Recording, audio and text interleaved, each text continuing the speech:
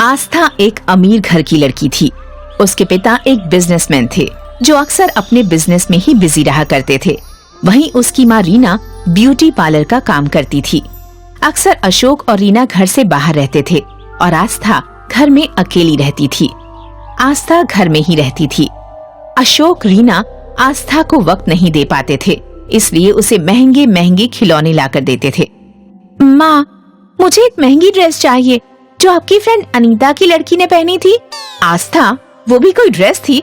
इतनी सस्ती? तुम देखना, मैं तुम्हें एक महंगी ड्रेस दिलवाऊंगी जिसे सब देखते रह जाएंगे। पर अभी मैं बिजी हूँ, मुझसे रात को बात करना। रात को आस्था अपने पापा के पास जाती है। पापा, देखो ना, आज मुझे टेस्ट में 100 में से 100 मिले। ठीक है, बहुत अच्छी बात है। जाओ, अब जाकर सो जाओ, तुम्हें इसका गिफ्ट मिल जाएगा। पापा, एक बार आप मेरी कॉपी तो देख लो। इसमें देखना क्या है, तुम्हें टेस्ट में मिल गए हैं ना 100 में 100, ये काफी है। आस्था अपना मुंह बनाकर चल देती है। एक दिन की बात है जब आस्था को बुखार आ जाता है और वह मम्मी से कहती है, मम्मी, आज आप छुट्टी कर लो ना, मुझे आपके साथ रहना है। मेरा मन नहीं है अकेले घर में रहने का। तुम्हें पता है ना, आजकल सीजन चल रहा है पार्टियों का, और अगर मैं छुट्टी ले लूंगी तो तुम्हें पता है कितना बड़ा लॉस हो जाएगा। मैं छुट्टी नहीं कर सकती। ये लो, दवाई खाकर सो जाओ, और किचन में खाना रखा है, खा लेना। आज मुझे आने में देर हो जाएगी। आस्था घर में एकदम अकेली रहती थी। आस्था के घर एक काम वाली आया करती थी। उसकी बेटी का नाम कविता था। कविता के माता पिता उसे बहुत प्यार करते थे। गरीब होने की वजह से उसकी हर इच्छा तो पूरी नहीं करते थे, पर उसकी जरूरत का सामान जुटाने की पूरी कोशिश करते थे। माँ, आज क्या बनाया है? बेटा, वही दाल रोटी बनाई है। माँ, आज दाल रोटी का मन नहीं है, आज कुछ अलग सा बना दो ना। ठीक है बेटा। सुशीला दाल के साथ रोटी ना बनाकर बाटी बना देती है और थोड़े से चावल से इडली बना देती है। वाह माँ, तुमने बहुत अच्छा खाना बनाया है। तुम्हारे हाथों में तो जैसे जादू है। कुछ समय बाद आस्था और कविता का एक ही दिन जन्मदिन होता है। पिताजी, आप मुझे बर्थडे पर क्या गिफ्ट देंगे? कब है तेरा बर्थडे? पिताजी, आपको मेरा बर्थडे याद नहीं? याद तो था पर भूल गया। देखना, मैं तेरे बर्थडे पर महंगी सी कार गिफ्ट करूंगा तेरे लिए। आस्था खुश हो जाती है और अपनी मम्मी के पास जाती है और पूछती है, माँ, अगले महीने मेरा बर्थडे है, आप मुझे क्या गिफ्ट दोगी? गिफ्ट? देखना, मैं तुम्हारे लिए इतना अच्छा गिफ्ट प्लान करूंगी कि तुम सोच भी नहीं सकती। सच में माँ? आस्था, तुम देखना, तुम्हारे लिए कितने महंगे महंगे गिफ्ट आएंगे। मैं तुम्हारी पार्टी में सारे अमीर लोगों को बुलाऊंगी। कविता और आस्था का जन्मदिन आता है। आस्था सुबह सुबह उठकर तैयार हो जाती है और महंगी ड्रेस पहनती है। देखती है कि कोई नहीं आया है, तो वह अपने पापा को फोन करती है। हेलो मेरी परी, हैप्पी बर्थडे। पिताजी, आप कहाँ हो? मैंने आपको पूरे घर में ढूंढ लिया। बेटा, मुझे एक जरूरी काम से शहर जाना पड़ रहा है। मैं एरोप्लेन में बैठकर आपसे बात कर रहा हूँ। सुबह सुबह आप सोए हुए थे, इस वजह से मैंने आपको बर्थडे विश नहीं किया। मैं जल्दी से आपके पास आ जाऊंगा। ओके। जैसे ही वह फोन रखती है तो सामने उसकी चाची खड़ी होती है। एक महंगा तोहफा देकर कहती है, हैप्पी बर्थडे बेटा। तुम्हारी मम्मी नहीं है, ये गिफ्ट तुम्हारे लिए दिया है और कहा है कि शाम को अमीर मेहमान आएंगे, उनके सामने अच्छे से तैयार होकर केक काट देना। पर मम्मी कहाँ है चाची? बेटा, मम्मी को एक अर्जेंट बुकिंग पर जाना पड़ा, वो शाम को आ जाएंगी। आस्था उदास हो जाती है। वहीं दूसरी ओर कविता का जन्मदिन होता है। उसे उसके माता पिता विश करते हैं। उसकी मम्मी उसे तैयार करती है और वो अपने माता पिता के साथ मंदिर जाती है। वहाँ भगवान का आशीर्वाद लेकर कविता की मम्मी कविता को साथ लेकर आस्था के घर काम करने के लिए जाती है। वहाँ कविता आस्था के कमरे में जाती है जहाँ आस्था उदास बैठी होती है। क्या हुआ? तुम इतनी उदास क्यों हो?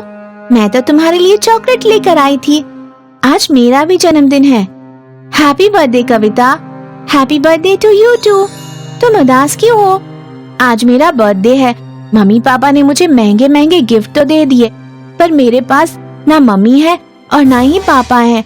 आज के दिन भी मैं बिल्कुल अकेली हूँ। मुझे बहुत बुरा लग रहा है। मुझे आज के दिन मम्मी पापा के साथ रहना था। मम्मी पापा आज के दिन भी इतने बिजी हैं कि वो मेरा जन्मदिन तक भूल गए। इसीलिए मैं आज उदास बैठी हूँ और वो हमेशा बिजी रहते हैं। मेरी तरफ बिल्कुल भी ध्यान नहीं देते। इतनी सी बात, पर तुम इतनी उदास क्यों हो रही हो? कोई बात नहीं, तुम्हारे माता पिता को कोई जरूरी काम आ गया होगा ना, तभी तो वो तुम्हारे साथ नहीं है। उनका काम भी तो जरूरी है। तुम उदास मत हो, आज मेरा भी जन्मदिन है। मैं अपने माता पिता के साथ घूमने जा रही हूँ, तुम भी मेरे साथ चलो। आस्था जाने के लिए तैयार हो जाती है। कविता और आस्था कविता के माता पिता के साथ पहले मंदिर जाते हैं, फिर बाजार घूमते हैं, बहुत सी चीजें खाते हैं और फिर एक पार्क में जाते हैं जहाँ बहुत सारे फूल खिले होते हैं और तितलियां मंडरा रही होती हैं। दोनों मिलकर बहुत सी मस्ती करते हैं। कविता, तुमने आज मेरा जन्मदिन बहुत अच्छा मनाया। मैंने तो कभी ऐसा जन्मदिन मनाया ही नहीं। मैं तो सिर्फ घर में कीमती तोहफे और महंगे खाने से ही अपना जन्मदिन मनाती आई हूँ। अभी जन्मदिन मना ही कहाँ है, अभी तो केक काटना बाकी है। कविता आस्था को लेकर अपने घर जाती है, जहाँ उसकी मम्मी ने बर्गर और मलाई से केक बनाया था और बहुत ही स्वादिष्ट व्यंजन भी बनाए थे, जिन्हें खाकर आस्था कहती है, तुम्हारी मम्मी ने तो सचमुच बहुत ही स्वादिष्ट खाना बनाया है। ऐसा स्वाद तो इतने महंगे खाने में भी नहीं था। मैंने हमेशा महंगी महंगी चीजें देखी, पर उनमें खुशी नहीं थी। पर आज तुमने सस्ती चीजों में इतनी खुशी दी है कि मैं अपना ये जन्मदिन कभी नहीं भूलूंगी। आस्था और कविता दोनों आपस में गले मिलते हैं और अच्छे दोस्त बन जाते हैं। अब दोनों साथ साथ हर साल अपना बर्थडे सेलिब्रेट करती हैं। आस्था एक अमीर घर की लड़की थी। उसके पिता एक बिजनेसमैन थे जो अक्सर अपने बिजनेस में ही बिजी रहा करते थे। वहीं उसकी माँ रीना ब्यूटी पार्लर का काम करती थी। अक्सर अशोक और रीना घर से बाहर रहते थे और आस्था घर में अकेली रहती थी। आस्था घर में ही रहती थी। अशोक रीना आस्था को वक्त नहीं दे पाते थे, इसलिए उसे महंगे महंगे खिलौने लाकर देते थे। माँ, मुझे एक महंगी ड्रेस चाहिए जो आपकी फ्रेंड अनीता की लड़की ने पहनी थी। आस्था, वो भी कोई ड्रेस थी? इतनी सस्ती? तुम देखना, मैं तुम्हें एक महंगी ड्रेस दिलवाऊंगी जिसे सब देखते रह जाएंगे। पर अभी मैं बिजी हूँ, मुझसे रात को बात करना। रात को आस्था अपने पापा के पास जाती है। पापा, देखो ना, आज मुझे टेस्ट में 100 में से 100 मिले। ठीक है, बहुत अच्छी बात है। जाओ, अब जाकर सो जाओ, तुम्हें इसका गिफ्ट मिल जाएगा। पापा, एक बार आप मेरी कॉपी तो देख लो। इसमें देखना क्या है, तुम्हें टेस्ट में मिल गए हैं ना 100 में 100, ये काफी है। आस्था अपना मुंह बनाकर चल देती है।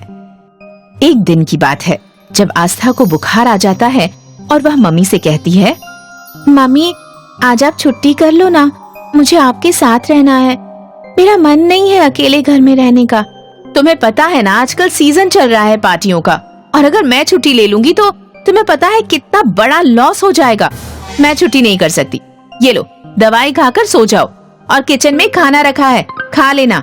आज मुझे आने में देर हो जाएगी। आस्था घर में एकदम अकेली रहती थी। आस्था के घर एक काम वाली आया करती थी। उसकी बेटी का नाम कविता था। कविता के माता पिता उसे बहुत प्यार करते थे। गरीब होने की वजह से उसकी हर इच्छा तो पूरी नहीं करते थे, पर उसकी जरूरत का सामान जुटाने की पूरी कोशिश करते थे। माँ, आज क्या बनाया है? बेटा, वही दाल रोटी बनाई है। माँ, आज दाल रोटी का मन नहीं है, आज कुछ अलग सा बना दो ना। ठीक है बेटा। सुशीला दाल के साथ रोटी ना बनाकर बाटी बना देती है और थोड़े से चावल से इडली बना देती है। वाह माँ, तुमने बहुत अच्छा खाना बनाया है। तुम्हारे हाथों में तो जैसे जादू है। कुछ समय बाद आस्था और कविता का एक ही दिन जन्मदिन होता है। पिताजी, आप मुझे बर्थडे पर क्या गिफ्ट देंगे? कब है तेरा बर्थडे? पिताजी, आपको मेरा बर्थडे याद नहीं? याद तो था पर भूल गया। देखना, मैं तेरे बर्थडे पर महंगी सी कार गिफ्ट करूंगा तेरे लिए। आस्था खुश हो जाती है और अपनी मम्मी के पास जाती है और पूछती है, माँ, अगले महीने मेरा बर्थडे है, आप मुझे क्या गिफ्ट दोगी? गिफ्ट? देखना, मैं तुम्हारे लिए इतना अच्छा गिफ्ट प्लान करूंगी कि तुम सोच भी नहीं सकती। सच में माँ? आस्था, तुम देखना, तुम्हारे लिए कितने महंगे महंगे गिफ्ट आएंगे। मैं तुम्हारी पार्टी में सारे अमीर लोगों को बुलाऊंगी। कविता और आस्था का जन्मदिन आता है। आस्था सुबह सुबह उठकर तैयार हो जाती है और महंगी ड्रेस पहनती है। देखती है कि कोई नहीं आया है, तो वह अपने पापा को फोन करती है। हेलो मेरी परी, हैप्पी बर्थडे। पिताजी, आप कहाँ हो? मैंने आपको पूरे घर में ढूंढ लिया। बेटा, मुझे एक जरूरी काम से शहर जाना पड़ रहा है। मैं एरोप्लेन में बैठकर आपसे बात कर रहा हूँ। सुबह सुबह आप सोए हुए थे, इस वजह से मैंने आपको बर्थडे विश नहीं किया। मैं जल्दी से आपके पास आ जाऊंगा। ओके। जैसे ही वह फोन रखती है तो सामने उसकी चाची खड़ी होती है। एक महंगा तोहफा देकर कहती है, हैप्पी बर्थडे बेटा। तुम्हारी मम्मी नहीं है, ये गिफ्ट तुम्हारे लिए दिया है और कहा है कि शाम को अमीर मेहमान आएंगे, उनके सामने अच्छे से तैयार होकर केक काट देना। पर मम्मी कहाँ है चाची? बेटा, मम्मी को एक अर्जेंट बुकिंग पर जाना पड़ा, वो शाम को आ जाएंगी। आस्था उदास हो जाती है। वहीं दूसरी ओर कविता का जन्मदिन होता है। उसे उसके माता पिता विश करते हैं। उसकी मम्मी उसे तैयार करती है और वो अपने माता पिता के साथ मंदिर जाती है। वहाँ भगवान का आशीर्वाद लेकर कविता की मम्मी कविता को साथ लेकर आस्था के घर काम करने के लिए जाती है। वहाँ कविता आस्था के कमरे में जाती है जहाँ आस्था उदास बैठी होती है। क्या हुआ? तुम इतनी उदास क्यों हो? मैं तो तुम्हारे लिए चॉकलेट लेकर आई थी। आज मेरा भी जन्मदिन है। Happy birthday Kavita. Happy birthday to you too. तुम उदास क्यों हो? आज मेरा बर्थडे है। मम्मी पापा ने मुझे महंगे महंगे गिफ्ट तो दे दिए, पर मेरे पास ना मम्मी है और ना ही पापा है। आज के दिन भी मैं बिल्कुल अकेली हूँ। मुझे बहुत बुरा लग रहा है। मुझे आज के दिन मम्मी पापा के साथ रहना था। मम्मी पापा आज के दिन भी इतने बिजी हैं कि वो मेरा जन्मदिन तक भूल गए। इसीलिए मैं आज उदास बैठी हूँ और वो हमेशा बिजी रहते हैं, मेरी तरफ बिल्कुल भी ध्यान नहीं देते। इतनी सी बात, पर तुम इतनी उदास क्यों हो रही हो? कोई बात नहीं, तुम्हारे माता पिता को कोई जरूरी काम आ गया होगा ना, तभी तो वो तुम्हारे साथ नहीं है। उनका काम भी तो जरूरी है। तुम उदास मत हो। आज मेरा भी जन्मदिन है। मैं अपने माता पिता के साथ घूमने जा रही हूँ। तुम भी मेरे साथ चलो। आस्था जाने के लिए तैयार हो जाती है। कविता और आस्था कविता के माता पिता के साथ पहले मंदिर जाते हैं, फिर बाजार घूमते हैं, बहुत सी चीजें खाते हैं और फिर एक पार्क में जाते हैं जहाँ बहुत सारे फूल खिले होते हैं और तितलियां मंडरा रही होती हैं। दोनों मिलकर बहुत सी मस्ती करते हैं। कविता, तुमने आज मेरा जन्मदिन बहुत अच्छा मनाया। मैंने तो कभी ऐसा जन्मदिन मनाया ही नहीं। मैं तो सिर्फ घर में कीमती तोहफे और महंगे खाने से ही अपना जन्मदिन मनाती आई हूँ। अभी जन्मदिन मना ही कहाँ है, अभी तो केक काटना बाकी है।